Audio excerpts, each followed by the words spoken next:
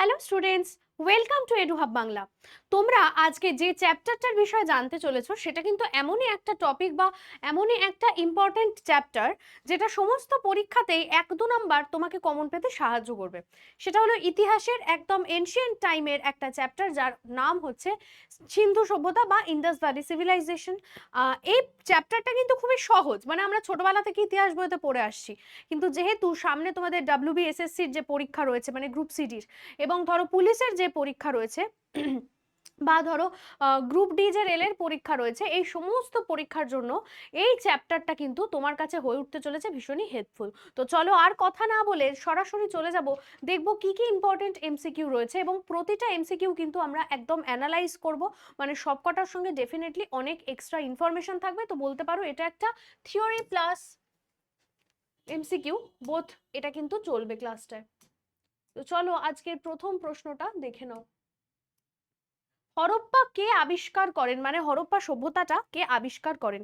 এটা বলতে গিয়ে দুটো কথা তোমাদেরকে বলবো, এক্সট্রা ইনফরমেশন। যেরকম তোমরা জানো যে আমি কিন্তু প্রত্যেকটা প্রশ্নের সঙ্গে দেওয়ার চেষ্টা করি, সেরকমই সর্বপ্রথম কোন ব্যক্তি বলতে পারবে, মানে অ্যাটলিস্ট একটা ধারণা পেয়েছিলেন বা একটা আঁচ করতে পেরেছিলেন যে এই জায়গাটাতে একটা সভ্যতার থাকার কথা, বা এটাতে যদি খনন করা যায় তাহলে একটা কিছু আমরা পেতে পারি, সেই ব্যক্তির নাম কি ছিল? সেই সালটা কিন্তু ছিল 1826 সাল, ঠিক আছে। চার্লস ম্যাসন বলে একজন ব্যক্তি, যিনি কিন্তু এটা বার করতে চেয়েছিলেন প্রথম। 1800 এই রে, দাঁড়াও এক সেকেন্ড, কালিটা বড্ড বুঝতেই পারছো রাফ হয়ে গেছে।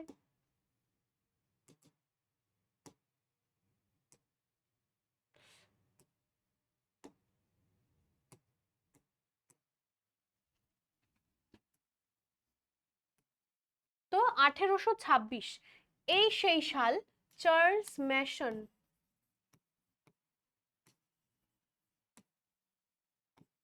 প্রথম ধারণা দেন। মানে ইনি কিন্তু খুঁজে বার করেননি, ইনি একটা প্রমাণ হতে পারে ধারণা একটা ইনি আজ দিয়েছিলেন, ঠিক আছে। নেক্সট কি, কে কি বার করলেন?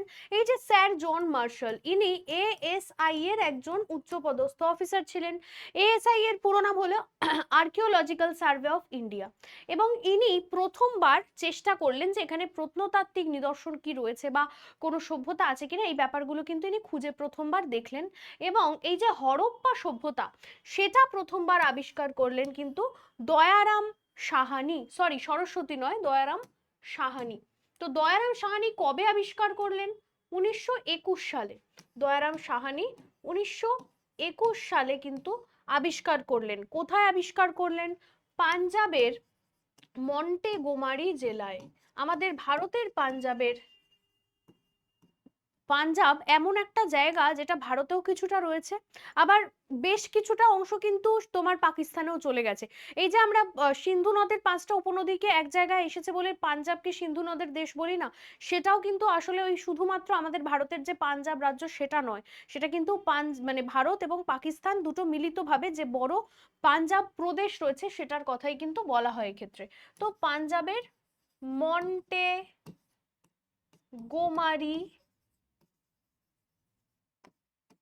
জেলা, এখানে কিন্তু এটা আবিষ্কার হয়েছিল, ঠিক আছে। কে আবিষ্কার করেন তাহলে? দয়ারাম সাহানি। চলো নেক্সট, সেকেন্ড কোয়েশ্চেন, সিন্ধু সভ্যতার সবচেয়ে বড় কেন্দ্র কোনটি? এক্ষেত্রে বলবো অপশনটা দেখে তোমরা উত্তর দেবে। মহেঞ্জোদারো, হরপ্পা, ধোলাভিরা এবং লোথাল, এদের মধ্যে বড় সব থেকে ধোলাভিরা। কিন্তু ধোলাভিরা আবিষ্কার যখন হলো, এটা তখন মনে হয়েছিল যে বাকি কেন্দ্রগুলোর থেকে এটা বৃহত্তম। তবে এর বেশ কিছুটা পরে, মানে তোমার হালে, মানে 2021 নাগাদ আরো একটা কিন্তু গুরুত্বপূর্ণ কেন্দ্র আবিষ্কার হয়েছে, যেই কেন্দ্রটার নাম রাখিগাড়ি। এবং এই রাখি গাড়িটা কোথা থেকে আবিষ্কার হলো? এটা কিন্তু পাওয়া গেছে হরিয়ানার হিসার বলে একটা জায়গা থেকে। হরিয়ানা হিসার। তো সেখান থেকে এই যে রাখি গাড়ি আবিষ্কৃত হলো, এটাকেই কিন্তু বলা হচ্ছে লার্জেস্ট কেন্দ্র। তোমরা যারা যারা দেখছো তারা তারা কমেন্টে একটু লিখে ফেলো তো, যে এইগুলোর মধ্যে কোনটা তোমার মনে হয় সব থেকে বড় বাকিগুলোর মধ্যে, মানে ধোলাভিরা ছাড়া হরপ্পা না মহেঞ্জোদারো, কোনটা বৃহত্তম? তাড়াতাড়ি বলো। চলো নেক্সট কি বলছে দেখে নি একটু। এটা কিন্তু ধোলাভিরা 2021-এ, এই সরি রাখিগড়ি 2000, হ্যাঁ ধোলাভিরাটাই 2021-এ। তো সব থেকে বড় যদি বলে তাহলে তারও পরে রাখি গাড়ি আবিষ্কৃত হয়, এবং এই রাখি গাড়িটাকেই কিন্তু বলা হচ্ছে যে পুরো ভারতের শুধু নয়, মানে অনেকটা অঞ্চল জুড়ে পুরো ভারত পাকিস্তান মিলিয়ে যতগুলো কেন্দ্র আবিষ্কার হলো তার মধ্যে সব থেকে গুরুত্বপূর্ণ এবং সব মানে গুরুত্বপূর্ণ না, সব থেকে লার্জেস্ট যে কেন্দ্রটা পাওয়া গেল। নেক্সট হচ্ছে সিন্ধু সভ্যতার সবচেয়ে উত্তরের কেন্দ্র কোনটা। এই সিন্ধু সভ্যতাকে যে সীমানাগুলোতে ভাগ করা হয়, মানে চার দিকের যে চারটে কেন্দ্র, সেটা আমি একটু লিখে দিচ্ছি, তোমরা এইভাবেই মনে রাখার চেষ্টা করবে।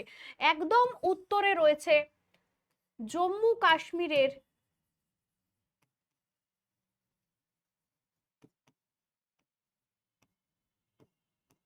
মান্ডা,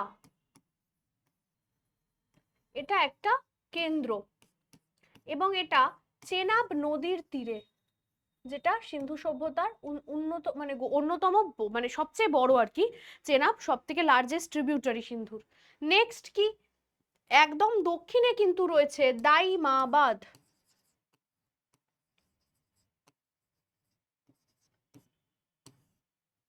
এই দাইমাবাদটা কোথায় রয়েছে, এটা কিন্তু রয়েছে মহারাষ্ট্রে, একদম তোমার ডেকান প্লেটোর মধ্যে চলে যাচ্ছে, এবং জায়গার নাম কিন্তু, এই সরি নদী যদি বলে তাহলে কিন্তু গোদাবরী বা প্রভারা, এর যে একটা উপনদী রয়েছে প্রভারা নদী, তার তীরে। নেক্সট কি, একদম পশ্চিম দিকে রয়েছে সুরকা গেন্ডার, সুরকা গেন্ডার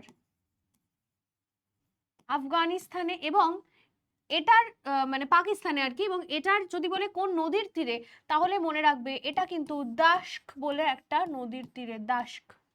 ঠিক আছে, নেক্সট কি, একদম মোস্ট মানে ইস্টার্ন পয়েন্ট যেটা, সেটার নাম হচ্ছে আলমগীরপুর।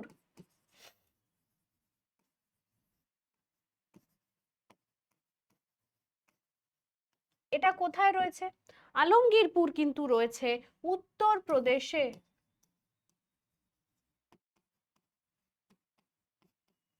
এবং হিন্ডন নদীর তীরে। ঠিক আছে, একদম চারটে দিকের চারটে কেন্দ্র সুন্দর করে লিখে দিয়েছি, এইভাবেই কিন্তু মনে রাখতে হবে। চলো নেক্সট তাহলে কি আরেকবার বলে দিই, জম্মু কাশ্মীরের যেটা মান্ডা, আলমগীরপুর উত্তরপ্রদেশ হিন্ডন, দাইমাবাদ হচ্ছে মহারাষ্ট্র এবং গোদাবরী নদীর তীরে, আর সুরকা গেন্ডার দাস্ক নদীর তীরে। এটা হচ্ছে পাকিস্তান ঠিক নয়, মানে বালুচিস্তান যদি প্রপারলি বলতে হয়, বালুচিস্তান। ঠিক আছে, চলো পরের প্রশ্নে যাচ্ছি। তাহলে মান্ডা, সিন্ধু সভ্যতার মানুষ কোন পাথরের গয়না ব্যবহার করত। আনসারটা হবে কার্নেলিয়ান। কার্নেলিয়ান কথাটার মানে এটা একটা বেসিক্যালি একটা পাথরের নাম, এবং আরো একটা টাইপের পাথর হয় যার নাম লাপিস লাজুলি। এটার কিছু খনি আফগানিস্তানের সাইডে পাওয়া গেছে, যেখানে এখানকার মানুষেরা ধরে নিতে পারি আমরা সেখানেও হয়তো যেত লাপিস লাজুলি, তবে খুব বেশি পাওয়া যায়নি, কারণ লাপিস লাজুলিটা একদম তোমার অনেকটা ওই ইরানিয়ান সাইটে পড়ে যাচ্ছে আর কি। এটা কার্নেলিয়ানটাই মূলত হবে। ঠিক আছে, পশুপতি শিবের শিল কোথায় পাওয়া গেছে। মহেঞ্জোদারো, হরপ্পা, ধোলাভিরা এবং কালীবঙ্গান। এই যে পশুপতি শিবের যে শিল, সেটা বেসিক্যালি একটা চার চৌকো চতুর্ভুজ আকার শিব, যেখানে এমন একটা ঠাকুরের ছবি আছে যার এরকম দুটো সিংহ রয়েছে, যার জন্য ধরে নেওয়া যায় যে ইনি পশুপতি শিব, এবং এনার সঙ্গে বেশ কিছু মানে কি বলবো পশুদেরও ছবি পাওয়া গেছে। ওই ধরো উনি মাঝখানে বসে আছেন পশুপতি শিব, এনার নাম দেওয়া হয়েছে প্রোটো অ্যাস্ট্রালয়েড। তো এর সঙ্গে বেশ কিছু গোল হয়ে কিন্তু পশুদের ছবিও পাওয়া গেছে, কি কি, যেমন ধরো ষাঁড়, তারপর ধরো হাতি, হরিণ, গন্ডার, বাঘ, এদের কিন্তু ছবি পাওয়া গেছে। কি কি, ষাঁড়, হাতি, বাঘ, দুটো হরিণ দুদিকে আছে, এবং একটা গন্ডারও আছে। এটা পাওয়া গেছে কিন্তু মহেঞ্জোদারোতে। এবং বলা হয় যে এই পশুপতি শিব বা প্রোটো অ্যাস্ট্রালয়েড যিনি শিব ছিলেন তিনি এদের আরাধ্য দেবতা। প্রোটো অ্যাস্ট্রালয়েড।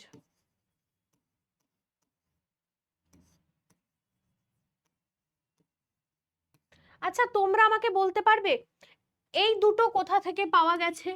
এক হচ্ছে নৃত্যরত মহিলা, আর দুই হচ্ছে প্রিস্ট কিং মানে পুরোহিত রাজা। এই দুটো মূর্তি কোন কেন্দ্র থেকে পাওয়া গেছে ডেফিনেটলি কমেন্টে জানাতে ভুলো না। পরের প্রশ্নে চলে গেলাম। ধান চাষের প্রমাণ কোথায় পাওয়া গেছে? লোথাল, হরপ্পা, মহেঞ্জোদারো, কালিমঙ্গান। এই মানে সিন্ধু সভ্যতার মানুষজন তারা কিন্তু ভীষণভাবেই চাষবাসের সঙ্গে মানে ম্যাক্সিমামটাই যুক্ত ছিলেন। তাদের মূল জীবিকা যদি জানতে চাওয়া হয় এটা কিন্তু জানতে চায়, এবং আনসারটা কিন্তু হয়ে যাবে মনে রাখবে যে চাষবাস বা কৃষিকাজ। এবং ওরা কিন্তু ধান চাষ করতো, তার প্রমাণ মিলেছে লোথাল থেকে। লোথাল যেটাকে ডকইয়ার্ড সিটি বলা হয়, প্রাচীন ভারতবর্ষের শুধু নয় পুরো প্রাচীন পৃথিবীর মধ্যে সব থেকে পুরনো বন্দর নগরী হচ্ছে এই লোথাল, প্রাচীনতম বন্দর।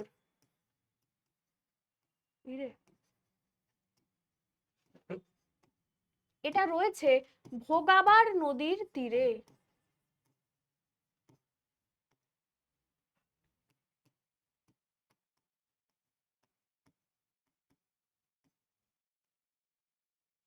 এই যে ভোগাবার নদীটা, এই ভোগাবার নদীর তীরের মানে একটা ডকইয়ার্ড সিস্টেম করা হয়েছিল।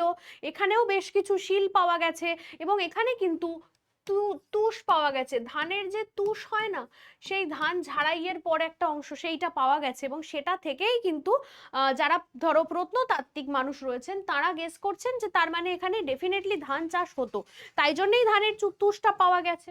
চলো নেক্সট কি? ধোলাভিরা কোন নদীর তীরে অবস্থিত? ইন্দাস, সাবরমতী, ঘাগর এবং লুনি। এটা অবশ্যই হবে লুনি নদীর তীরে ধোলাভিরা অবস্থান করছে। এই যে ধোলাভিরা যে জায়গাটা, এইটাও বেসিক্যালি একটা মানে আগে তো লুনি নদী তো মূলত তোমরা জানোই যে রাজস্থানের মধ্যে দিয়ে বয়ে গেছে, এবং এই লুনি নদী কিন্তু ভারতবর্ষের একমাত্র অন্তর্দেশীয় নদী বা ইনল্যান্ড রিভার। একটু ইতিহাস ছেড়ে যদি ভূগোলের দিকে আমি বলি তাহলে বলবো লুনি নদী কিন্তু একদম মানে পশ্চিম দিকে এসেছে, কিন্তু পুরোপুরি আরব সাগরে পতিত কিন্তু হয়নি। কেন ইনল্যান্ড রিভার? কারণ এটার উৎপত্তি হয়েছে তোমার আরাবল্লী পর্বত থেকে, এবং এটা কিন্তু যেটা রান অফ কচ্ছ রয়েছে বা কচ্ছের রান রয়েছে সেইখানে এসে বিলীন হয়ে গেছে।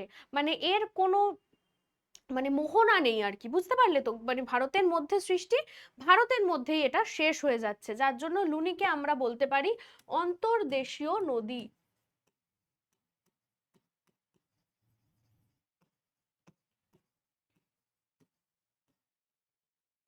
বা ইনল্যান্ড রিভার।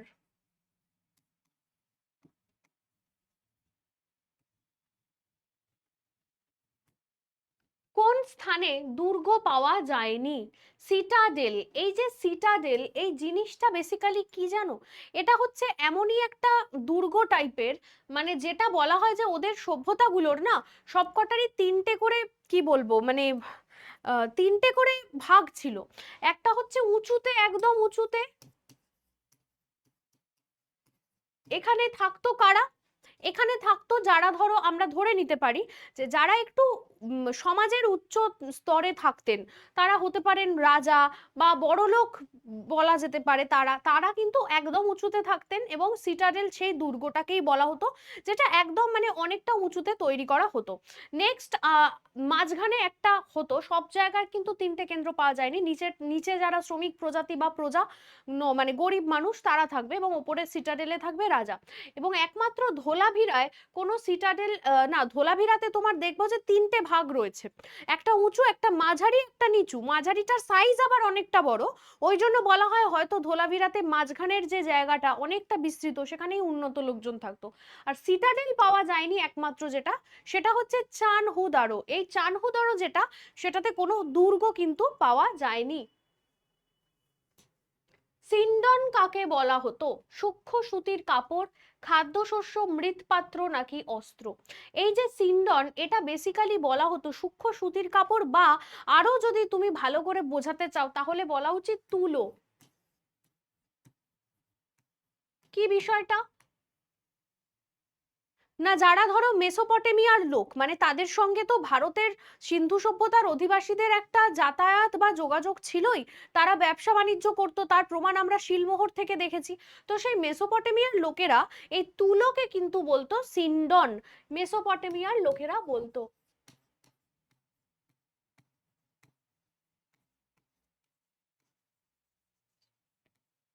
আচ্ছা, আর একটা টার্ম জেনে রাখো, সেটা হচ্ছে মেলুহা। এই মেলুহাটা কি? মেলুহা বলা যেত মানে যারা সিন্ধু অধিবাসী এবং তোমার ব্যবসা বাণিজ্যের সঙ্গে যুক্ত, সিন্ধু সভ্যতার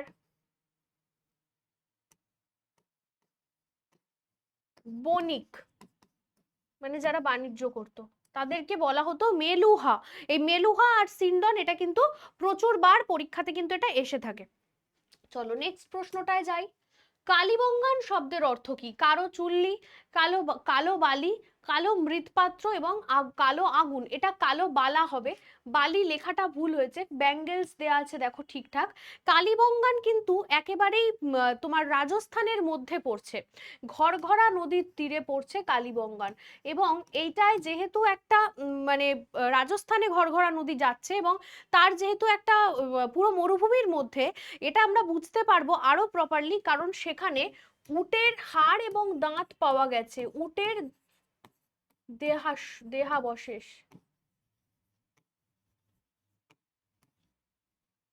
তো এই উটের হাড় পাওয়া গেছে কোথা থেকে, এই প্রশ্নটাও আলাদা করে তাহলে দিতে পারে, উত্তরটা কি হবে? কালীবঙ্গান। আচ্ছা, সিন্ধু সভ্যতায় কোন ধাতু অজানা ছিল? আচ্ছা, কালীবঙ্গানে কিন্তু কালো চুড়িও পাওয়া গেছে, এই জন্য নাম দেওয়া হয়েছে কালীবঙ্গান, মানে কালো হাতের বালা। এটা শুধু অর্থ নয়, এটা পাওয়া গেছে বলেই নামটা করা হয়েছে। সিন্ধু সভ্যতায় কোন ধাতু অজানা ছিল? রূপা, তামা, লোহা নাকি ব্রোঞ্জ? এই সিন্ধু সভ্যতাটা কিন্তু বেসিক্যালি মানে একেবারেই তাম্র যুগের সভ্যতা। আর এটাকে আমরা তিনটে ভাগে ভাগ করতে পারি, একটা হচ্ছে প্রাক সিন্ধু সভ্যতা, একটা হচ্ছে মূল সিন্ধু সভ্যতা, এবং আরেকটা হচ্ছে সিন্ধু সভ্যতার পরবর্তী যুগ বা উত্তর সিন্ধু সভ্যতা। তো এই তিনটে যুগের মধ্যে দেখবো, যখন প্রথম দিকে শুরু হচ্ছে সিন্ধু সভ্যতা, তখন কিন্তু একেবারে মানে সবে প্রস্তর যুগের একটা শেষের ভাগ চলছে। তার প্রস্তর যুগের শেষেই তো তামা আবিষ্কৃত হলো। এবার সেই তামার আবিষ্কারটা কিন্তু অনেকদিন তামা দিয়েই, অনেকটা সময় শুধুমাত্র তামার যন্ত্র, তামার দিয়ে অস্ত্র, তামার যে কোনো ঘরের জিনিস তৈরি করা নিয়ে জিনিসটা চলতো, লোহা কিন্তু তখনও আবিষ্কার হয়নি। তো এই যে সভ্যতাটার যদি টাইমটা জানতে চায়, কোন সময়কালের সভ্যতা, তামার মানে তামা আবিষ্কারের টাইমটা কি, তাহলে মনে রেখো উত্তরটা হবে 2500 খ্রিস্টপূর্ব থেকে 1600 খ্রিস্টপূর্ব। এবং এই 1600টা কিন্তু মানে সবার মত তো সমান হয় না, ম্যাক্সিমাম লোকজন বলছেন 16, কেউ কেউ 1500 বলছেন, কেউ কেউ বলছেন 1200, তো ওটা নিয়ে অনেক রকম কথা কিন্তু রয়েছে।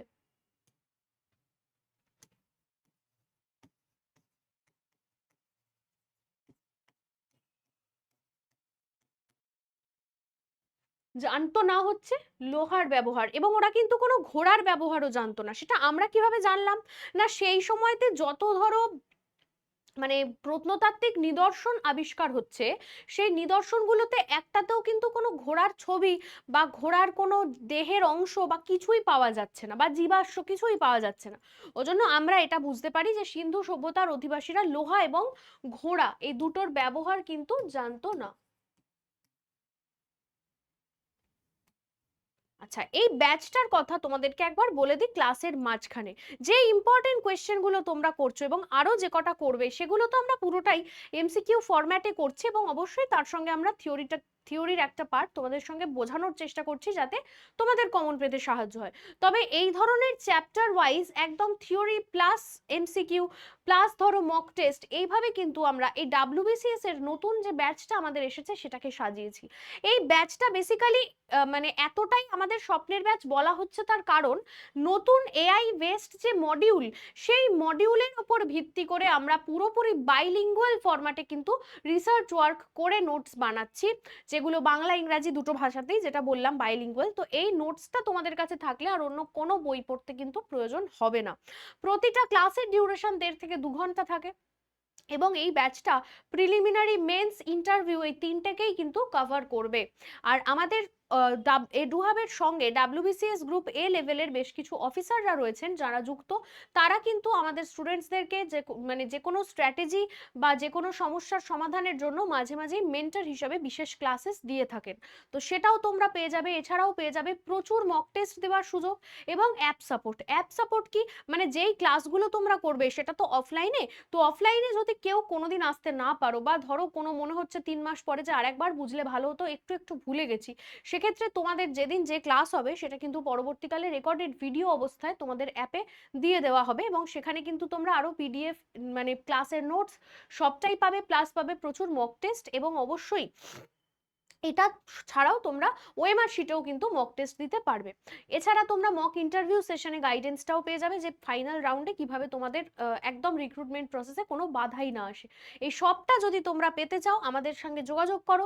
দেখো নিচে একটা নাম্বার যাচ্ছে 9957176761, এই নাম্বারে একটা ফোন করে জাস্ট জিজ্ঞেস করবে যে আমি শুভশ্রী ম্যামের ক্লাস দেখে ফোন করছি এবং আমি ডেমো ক্লাসের জন্য সিট বুক করতে চাই। আমাদের অফিস কিন্তু রয়েছে বেলঘড়িয়া পুবপাড়ায়, যেটা রয়েছে সেগুন মেলা ফার্নিচারের উল্টো দিকে এবং বেলঘড়িয়া স্টেশন থেকে হাঁটা পথ 4 থেকে 5 মিনিটের। তো তোমরা এসে একেবারেই বিনামূল্যে একটা ডেমো ক্লাস দেখে তারপরে কিন্তু অ্যাডমিশন নিতে পারো আমাদের এই ডাব্লিউবিসিএস স্পেশাল যে ব্যাচটা এসেছে বা যে অফলাইন কোর্সটা এসেছে সেখানে। এছাড়াও কিন্তু রয়েছে আমাদের ইন্স্যুরেন্স এবং ব্যাংকের পরীক্ষাগুলোর জন্য একটা দারুণ ব্যাচ, যেখানে তোমরা একটা ব্যাচেই প্রিলিমিনস সবটা কভার করে নিতে পারবে। এবং রয়েছে আমাদের এসএসসি রেলওয়ে দুটোকেই নিয়ে একটা ব্যাচ, যেটার নাম হচ্ছে SSC rail central combined batch, যেখানে আর সরকারি চাকরির কোনো বাধাই, কেন্দ্রীয় সরকারি চাকরির কোনো বাধাই তোমার কাছে আর বাধা মনে হবে না, কারণ দুর্দান্ত ক্লাস অনলাইন অফলাইন দুটো মোডেই কিন্তু অ্যাভেলেবেল। এই কোর্সটাও তোমরা আমাদের অ্যাপ থেকেই পারচেস করতে পারো। তো চলো এবার পরের প্রশ্নে যাব। ও তার আগে বলি যে আরআরবি গ্রুপ ডির যে পরীক্ষা আসছে বা যে কোনো রেলের পরীক্ষার ক্ষেত্রে এটা কমন বিষয় যে বিজ্ঞান কিন্তু একটা বড় রকমের জায়গা কিন্তু থাকে। তো সেই সায়েন্স যদি তোমার দুর্বল জায়গা হয় তাহলে এই ব্যাচটা তোমাদের সন্দীপ স্যার এনেছেন মাত্র 350 টাকায় এবং এই ব্যাচটারও ডেমো ক্লাস অ্যাভেলেবেল রয়েছে। তোমরা দেখে কিন্তু এটাও পারচেস করতে পারো আমাদের অ্যাপ থেকে। তোমরা চাইলে নিচে দেওয়া নাম্বারে ফোন করে নিতে পারো, তোমাদের সন্দীপ স্যারকেও ফোন করতে পারো, আমাকেও করে নিতে পারো যদি এই কোর্সেও অ্যাডমিশন চাও। 2 মাসের একটা কোর্স যেখানে সায়েন্সের একটা লাইনও তোমার কাছে আর অজানা থাকবে না। তো চলো এবার 12 নম্বর প্রশ্নে যাব। সিন্ধু সভ্যতার বন্দর কোথায় ছিল? একটু আগেই বলেছি লোথাল বন্দর ছিল এবং এই লোথাল কিন্তু ভোগাবার নদীর তীরে অবস্থিত। ভোগাবার নদীর তীরে।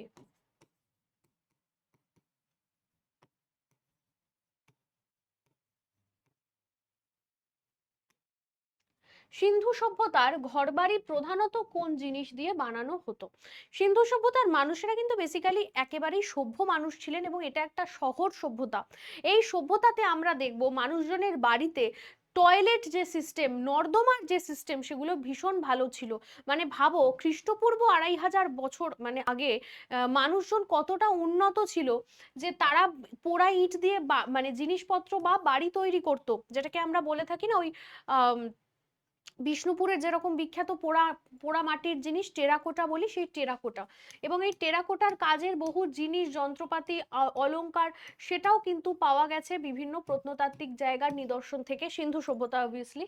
এবং এছাড়াও কিন্তু যে নর্দমা সেটাও কিন্তু খুব গুরুত্বপূর্ণ ছিল। আচ্ছা, এই যে নগর সভ্যতা কথাটা বললাম, এটা বলতে গিয়ে মনে হলো যে সিন্ধু সভ্যতার কিন্তু একটা পূর্বসূরি সভ্যতা রয়েছে একই জায়গায়, আরো একটু উত্তর পশ্চিমে, এবং সেই সভ্যতাটা বেসিক্যালি একটা গ্রামীণ সভ্যতা ছিল। সেটার নাম কি জানো? সেটার নাম হচ্ছে মেহেরগড় সভ্যতা। মেহেরগড় সভ্যতা।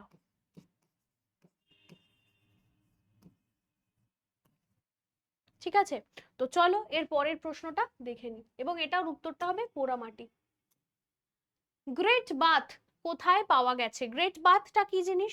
মানে একটা বড় কিন্তু স্নানাগার, বৃহৎ স্নানাগার বলেই কিন্তু এটা মূলত প্রচলিত। এবং এই বৃহৎ স্নানাগারটা কোথা থেকে পাওয়া গেছে?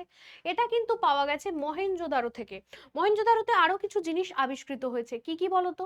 যেমন শস্যাগার, এটাও কিন্তু পাওয়া গেছে। শস্যাগারটা এরকম দুটো রো ছিল এবং সেই দুটো রোয়েতে এরকম একটু এরকম করে করে চৌকো চৌকো করে কিন্তু 6টা ছিল। তো টোটাল 12টা কিন্তু এরকম ছিল, এরকম 12টা খোপ খোপ করে কিন্তু শস্যগুলো মজুত করে রাখা হতো। তো এই ওই যেটা বলছিলাম যে অতদিন আগেও মানুষ কিরকম উন্নত ছিল ভাবো। সিন্ধু সভ্যতার প্রধান দেবতা কে ছিলেন এটাও আমি একটু আগে বলে দিয়েছি। দেখো প্রতিটা প্রশ্নের মধ্যে কিন্তু উত্তর লুকিয়ে আছে এবং অপশনগুলো থেকেও আরেকটা প্রশ্ন লুকিয়ে আছে। তো আমি সবটাই তোমাদের সঙ্গে শেয়ার করছি, শুধু রিকোয়েস্ট একটাই থাকবে যে এই যে মানে ক্লাসগুলো হচ্ছে সেটার মতামত কিন্তু তোমরা অবশ্যই কমেন্ট সেকশনে দিও, কারণ নেক্সট টাইম আমি আবার এরকম থিওরি প্লাস এমসিকিউ যেখানে একটা চ্যাপ্টার হয়ে যাবে সেরকম ক্লাস আনবো কিনা সেটা ডিপেন্ড করছে কিন্তু তোমাদের কমেন্ট সেকশনের ওপর। আনসারটা হবে পশুপতি মহাদেব। 16তে দেখো সিন্ধু সভ্যতার মানুষ কোন দেবীকে পুজো করত, এটার আনসারটা হবে মাতৃদেবী বা মাদার গডেস, বা আমরা যেটাকে বলতে পারি যে মানে এটা বেসিক্যালি ছিল এমন একটা মাতৃমূর্তি যার নিম্নাঙ্গ থেকে একটা গাছ বেরিয়েছে। এটা একটা শিলের মধ্যে পাওয়া গেছে এবং সেটা থেকেই অনুমান করা যায় যে ওনারা মাদার গডেসকে বা পৃথিবীকেই মা হিসাবে একটা কিন্তু ওনারা ওনারা ধারণা করতেন। তো যদি বলে প্রধান দেবতাকে তাহলে হবে পশুপতি শিব এবং প্রধান দেবীকে তাহলে হয়ে যাবে মাদার গডেস। আশা করি ব্যাপারটা বুঝতে পেরেছো। চলো নেক্সট কোয়েশ্চেনে যাব। সিন্ধু সভ্যতার অর্থনৈতিক ভিত্তি কি ছিল? দেখো সিন্ধু সভ্যতার লোকেরা মূলত কিন্তু কৃষিকাজ করতো, যদি জীবিকা বলে তাহলে কিন্তু কৃষিকাজই হবে, বা যদি অর্থনীতি বলে তাহলেও কৃষিকাজ হবে। তবে এটা ছাড়া যদি বলে যে দ্বিতীয় গুরুত্বপূর্ণ কি ছিল, সেক্ষেত্রে কিন্তু আমরা শিল্পটাও বলতে পারি, কারণ সিন্ধু সভ্যতার মানুষজনের সঙ্গে ইরান, মেসোপটেমিয়া, চীন ইত্যাদি লোকেদের কিন্তু সিন্ধুর মানে একটা বাণিজ্যিক যে সম্পর্ক ছিল সেটার প্রমাণ কিন্তু আমরা অনেকবার পেয়েছি, কারণ প্রত্নতাত্ত্বিক নিদর্শন বা ধরো ইরানে এমন একটা শিলমোহর আবিষ্কার হলো, বা মেসোপটেমিয়ায়, যেটা কিন্তু আমরা সিন্ধু সভ্যতার সঙ্গে মিল পাচ্ছি, অর্থাৎ তাদের নিজেদের মধ্যে কিন্তু যথেষ্ট বাণিজ্যিক সম্পর্ক ছিল। 18তে কি বলছে, সিন্ধু সভ্যতার কোন জিনিস ব্যবহার করে ওজন মাপা হতো? এইটা তোমাদের জন্য আমি কমেন্ট সেকশনে বলবো আনসারটা দিতে, এটা কিন্তু হোমওয়ার্ক। অবশ্যই কমেন্ট সেকশনে আনসারটা দেবে। 19এর প্রশ্নটা দেখো, সিন্ধু সভ্যতার লিপি কি ধরনের? চিত্রলিপি, বর্ণলিপি, সংখ্যালিপি নাকি প্রতীকী লিপি? বেসিক্যালি এটা সিম্বলিক, কিন্তু সেটা এখনো আবিষ্কার হয়নি এবং এই লিপিটার একটা নাম রয়েছে যেটাকে বলা হতো বুস্ট্রোফ্রেডন।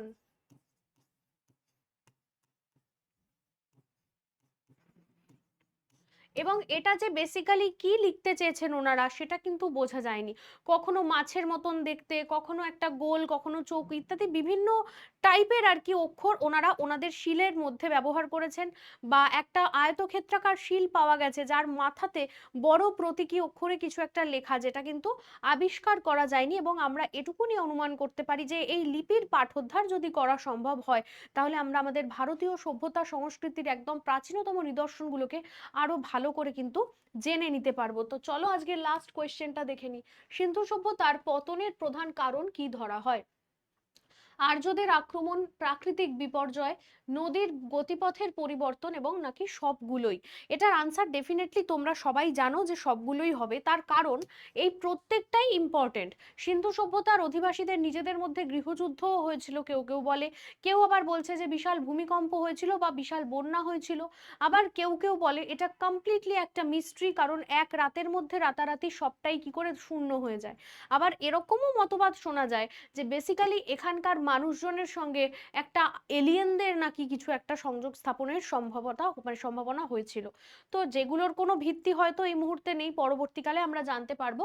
তো আর্যদের আক্রমণটা হতে পারে, কারণ এর পরবর্তীকালেই আমরা দেখছি যে বৈদিক যুগ শুরু হচ্ছে আর্যদের নিয়ে। প্রাকৃতিক বিপর্যয়, নদীর গতিপথ পরিবর্তন, যেটা ঘরঘরা নদী, মানে সবরমতীরই তো একটা ধারা ছিল, সেই নদীটার হঠাৎ করে শুকিয়ে যাওয়া প্লেট টেকটনিক্সের ফলে।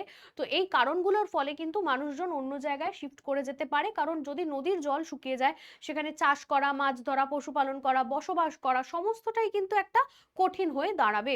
তো এই গেল সিন্ধু সভ্যতা থেকে 20টা প্রশ্ন। বিশ্বাস করো 20টা প্রশ্ন নামেই তার মধ্যে থেকে আশা করি এটুকুনি ক্লিয়ার যে একটা কোয়েশ্চেন থেকে প্রায় 4টের আনসার কিন্তু আমরা বের করেছি। সিন্ধু সভ্যতার কি কি কেন্দ্র, কোথা থেকে কি পাওয়া গেছে, কোন নদীর তীরে কোন কেন্দ্র, তো এইগুলো কিন্তু মোটামুটি মনে রেখো যে আসবে পরীক্ষায়। যেরকম ধরো হরপ্পা সভ্যতা রাভি নদীর তীরে, আচ্ছা মহেঞ্জোদারো কে আবিষ্কার করেছেন বলা হয়নি। মহেঞ্জোদারো কিন্তু আবিষ্কার করেন রাখাল দাস বন্দ্যোপাধ্যায়। মহেঞ্জোদারো। এটা কিন্তু রাখাল দাস বন্দ্যোপাধ্যায়।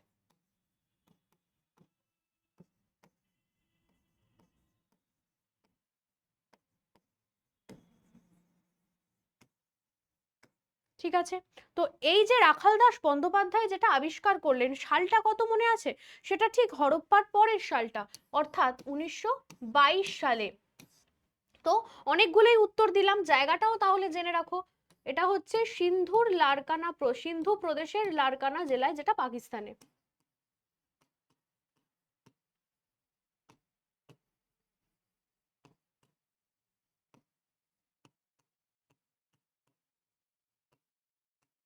তাহলে একটা চ্যাপ্টার কিন্তু অলমোস্ট আমরা আজকে শেষ করে ফেললাম। যদি তোমাদের ক্লাসটা ভালো লেগে থাকে বা এই ধরনের ক্লাস আরো তোমরা চাও, মানে থিওরি টাইপের ক্লাস যেখানে অনেকটা ডিটেলে আলোচনা হবে, এমসিকিউ সলভ হবে, তাহলে কমেন্ট সেকশনে তোমাদেরকে অবশ্যই জানাতে হবে যে আর কি চ্যাপ্টার চাইছো, আর এই ক্লাসটা কেমন লাগলো সেটাও জানাতে ভুলো না। আর তুমি যদি নতুন স্টুডেন্ট হয়ে থাকো তাহলে এই চ্যানেলটাকে সাবস্ক্রাইব করে রাখো অবশ্যই, কারণ প্রতিদিন কিন্তু বিভিন্ন পরীক্ষা নির্ভর ইম্পর্টেন্ট ক্লাসেস এই চ্যানেলে একদম ফ্রিতে চলে। আর এই যে নাম্বারটা দেওয়া 7439840697, এখানে অবশ্যই একটা ফোন বা মেসেজ করে নিতে পারো, যাতে তোমার কাছে আমার যে গ্রুপের হোয়াটসঅ্যাপ গ্রুপের লিঙ্ক সেটা চলে যায়, এবং সেই গ্রুপে কিন্তু আমি নোটস, পিডিএফ ইত্যাদি শেয়ার করি এবং আমার ক্লাসের লিঙ্কও যথাসময়ে দিয়ে থাকি। চলো আজকের মতন এই পর্যন্তই, তোমাদের সকলকে থ্যাংক ইউ।